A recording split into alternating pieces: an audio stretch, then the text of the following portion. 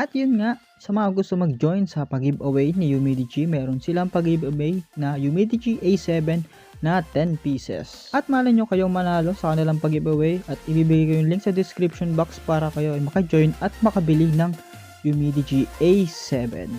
So hanggang dito lang this Uptech review. For more video, please like, share, and subscribe and hit the notification bell button para lagi kang updated.